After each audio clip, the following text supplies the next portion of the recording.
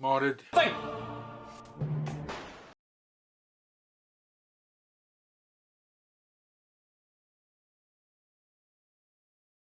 Right, guys, sorry this one's a bit late. Bit of a health issue, but all sorted now. As usual, submissions of the 13th of the month. And let's jump straight in with William L. And he's got some Adventure Force Liberators, he says. Both have K26 springs, printed in internal reinforcement kits. Oh, that's something you should put up online. ARs removed and they hit like a truck. He says he can't take the credit for the paint. It was done by his friend Arlen B., who did a masterful job on both paint and shipped them back for internal work and assembly. And I honestly can't comment on the internal work. I'm going to take his word for it, but the paint is brilliant. This the worn paint with then showing the black underneath is typical of heavy duty on metal. It's just so well done. I am very, very impressed and jealous. And I might not even put this up. No, but seriously, very, very good work. Very nice paint. And I'm coming around to pump action shotguns. I'm starting to like them. Surprise, surprise. Okay, moving on. Right, next up is this blaster that makes me think of vanilla Coca-Cola. I think that's what somebody said on Facebook when they saw it. And I reached out and Richard H, he sent some photos and it's absolutely gorgeous. And he says it was a custom paint job with a slight upgrade. I want it to look new, not weathered and worn. This is my first high-level paint job on a Nerf blaster. Oh, and I just got into the modding community. I plan to submit more when they're done. Is that okay? Of course it's okay, as many as you want. That goes for everybody out there. Now, he said, the creator's name of this, I'm assuming he means the blaster, is Orwell's Warning. It's a Nerf Zombie Strike Hammershot mod. Iron Cupcake Mark 7, whatever that means. A Worker 7 kg spring, and the colours are Montana Gold cans, vanilla raspberry, brick red, iron curtain grey, and sand and bronze. And it just looks so pretty. It's really, really nice. It's like the demonstrator model of hammer shots, the one that'd be in the showroom, ready for you to pick up and play with. It's just, the colour combination is just impeccable. It looks really, really good. Knowing me, I'd probably heavily weather it, but yeah, everybody has their own taste. But it's really well done. I'm very, very impressed with those colours. Well done, Richard. Looking forward to the next ones. Right, next up is one from Sin Odinson. It's what he calls the Banshee. It's formerly an Ultra Run, now converted to 6 AAA batteries or a 9-volt block. New all internal rewired and mechanical and electrical locks removed. Piccadilly rails added, new sights and muzzle as well. And he integrated the yellow into the paint job. Now we have an 130 FPS Ultra Beast called Banshee. It's really good work and really well painted, presented, but I'm amazed at the amount of effort he just put into the stand. I mean, it's not like this is a static model. You can take it off and obviously go around and terrorise people with it, but it's just genius. It really, I mean, that's commitment to the hobby. Just putting that much work in just through a stand, probably nobody's ever going to see. That's mind-boggling. Well done, Slim. Yeah, looking forward to the next one with some amount of trepidation. All right, guys, next up is another one from Nerf Herder, and he says it's a Wayland Yutani inspired crossbolt, but I think it's actually the Crossfire, judging from the shape, whatever. He hasn't told me much more than that, and so I don't know if it's been modded internally. It looks absolutely wonderful, the paint scheme. The detail he's gone into and all the little nuts and bolts and bits and pieces. Then the weathering on top and even the dirt wash or the dirt rub by the look of it. It's really, really well done. He's taken the trouble to get himself a proper, nice, neat Wayland Yutani logo.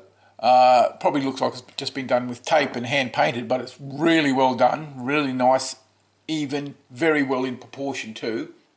When people send me groups of blasters, they tend to either send me reams and reams and reams of pages to read out, or virtually no information at all. So I can't tell you if it's been modded inside, if it's got a K26, if it's anything's happened. If it's static, whether he uses it, it's probably a static with the bow arms gone, but maybe he's found some way to do the internals and get it working.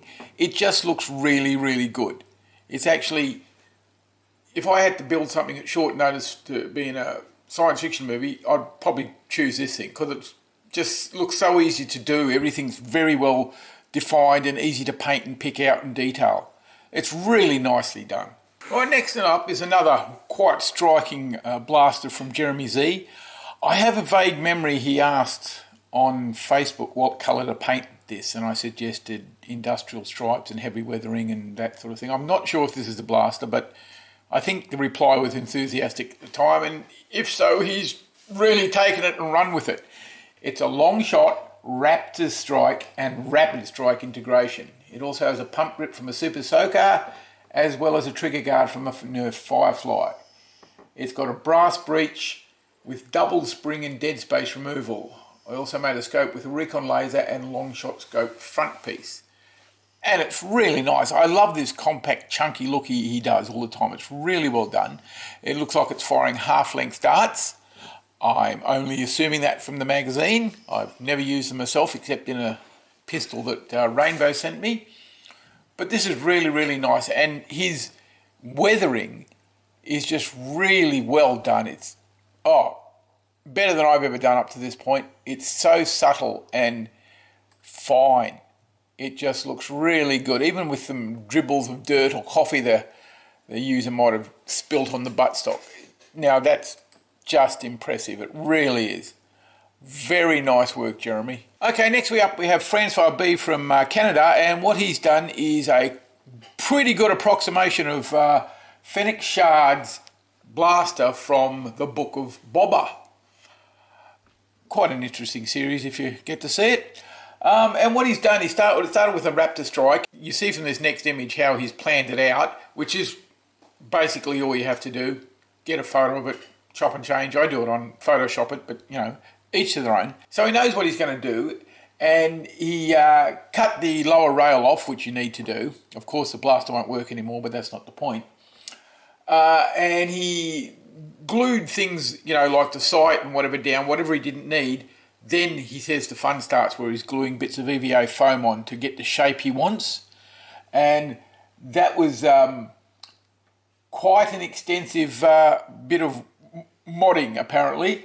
He glued the clear plastic sight down as a base for the new scope, which is an Eagle Point scope I slightly modded to get the general shape of the prop. Pretty straightforward build, but from judging from the photos, looked like an awful lot of bending and cutting and shaping EVA foam to get the shape he wants. Looks really, really good. Then once he's got to the actual shape he wants, then it's a simple case of painting it the colour it's supposed to be, and in this case it's very simple, black background and the metallics on top.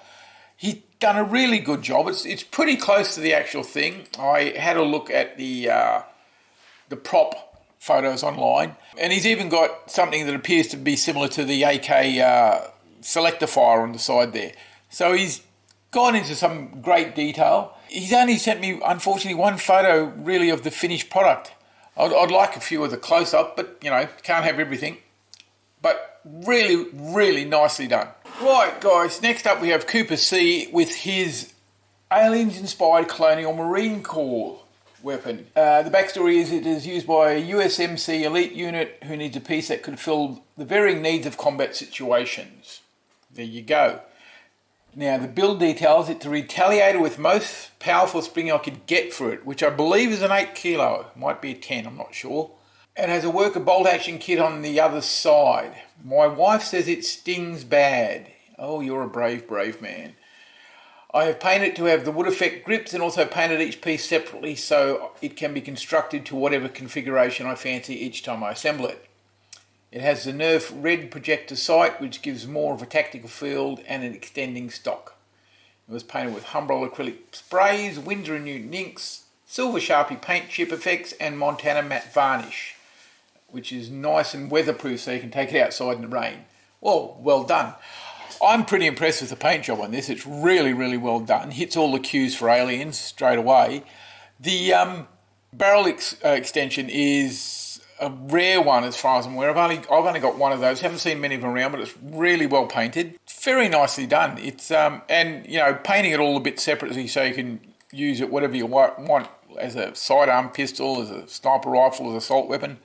Why not? You know, it's your blast, it's your prerogative. But it's really well done. I quite like this. Yep. Excellent paintwork. Absolutely excellent. Right, next we have a pretty little thing. It's a Slingfire done by Anthony M. I actually reached out to him when I saw this on Facebook. I thought it was such a nice paint job that I just had to feature it. And here's what he says. It's the Nerf Slingfire, of course, with metal gears, lever and bolts that installed, as well as a spring that came with the kit. Unfortunately, he managed to do exactly what I did when I was working on my Slingfire. He broke only one of the pins on the air cylinder. There's an awful lot of tension under that spring when you put in the metal kit. And he had to repair it, and he also had to repair the gearbox because he managed to damage one of the post holes in that as well. But anyway, so he's got the Slingfire has the half-length breech from Worker and a cosmetic kit from AK Blaster Mod. He got a different one than I got when I did mine, but I actually quite liked the one he got a lot better. Also, the cosmetic AK Mod snugly fitted the Worker Scar barrel inside. What a fortunate piece of luck, eh? Now, he's painted it using Vallejo and found them really easy to work with. And he also says this is the first build he's done painting, and it's really, really nicely done. I mean, I really like the Slingfire. I do believe some people have put out 3D printed butt extensions because I think it's just a bit too short. But other than that, it's a really good looking blast, especially when it's painted up. But this is, you know, the first image is what just struck me when I was looking at it on my phone. It just leapt out of me. And the detail you can see has gone into every single little nook and cranny and picked out it all. And, you know, sometimes that can just make it so hard to look at it, but it's just so clean and precise and done well, and the colours really work together. The gold and the red are always a good combination, and then the background are mostly neutrals, blacks, greys, that sort of thing. So he's not overwhelming your eye with too much to look at. It's really, really good. What's that? I don't know if he's added that to the 4-stock. It says run fast and don't stop. Or if that's actually moulded into the blaster, the AK mod piece. Who knows?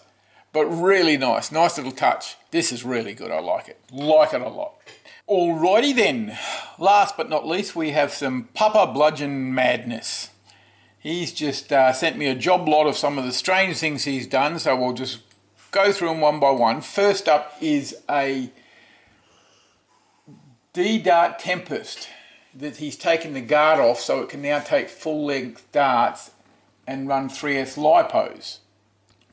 Okay. The next one looks like a 3D printed blaster. Have you impugned someone's honour? Allegedly. Have they challenged you to a duel? Allegedly. Is your marksmanship subpar? Allegedly. Then the dishonourable duelist is the weapon for you. Originally developed by Alice 1223, this stringer has been further modified to fire a mega dart from the top barrel. This makes a fair fight your opponent's problem. Okay, always like a backstory. And this next one is a Nerf dog ball launcher he found while out walking. All he's done is glue a Nerf stock to the rear of it and uses it to launch small rubber balls. Apparently handball balls work the best. Pretty cool. Can't be mistaken for any sort of weapon, so perfectly safe. And the last thing he created was a 3D printed afterburner and LiPo battery box for my Mega Centurion. He says it doesn't know if it's improved anything, but it scares the neighbourhood kids.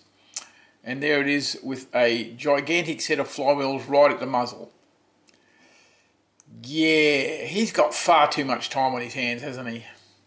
Anyway, impressive and quite a wide spectrum of different ideas. Yeah, the next one's going to scare me, I'm sure. Okay, guys, on with the slideshow now. Now, this one's going to be slightly different it's not going to be all different people's work. It's just the work of somebody known as Jericho. It's a series of blasters he made for a short science fiction movie that never got made, unfortunately. It sounded interesting. Basically, they're steampunk blasters that use plasma instead of gunpowder to fire. So I'll just put them in, and I'll see you for the next movie, which will be on time, I promise. Bye for now.